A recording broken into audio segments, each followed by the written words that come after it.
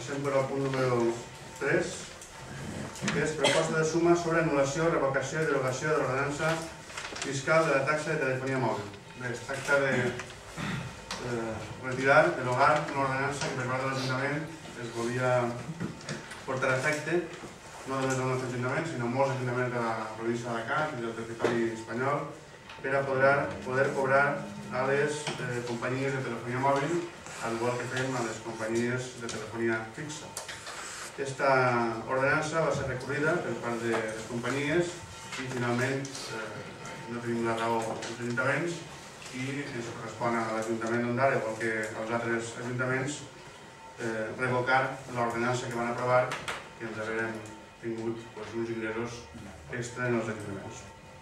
Per tant, la proposta seria acceptar la proposta de suma, que és el que gestiona el tipus d'ordenances fiscals, i derogar l'ordenança.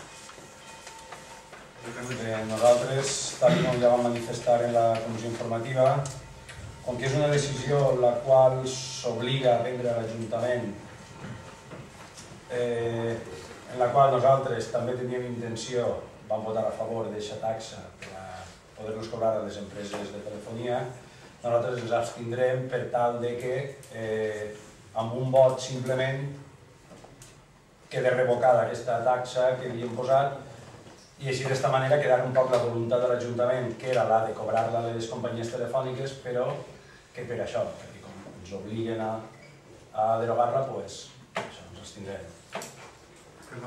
Farem el mateix. Lamentem una sola que puc tirar endavant el que ben pogut tindre com una taxa per poc. Bé, doncs en aquest cas, un poc el que vam parlar a la comissió, tots els grups polítics s'abstindran i l'alcaldia votarà a favor per a poder donar fet del que ens ha recomanat suma i del que ens ha dit el jurat. Passem a la votació. Vots a favor? Abstencions? Abstencions?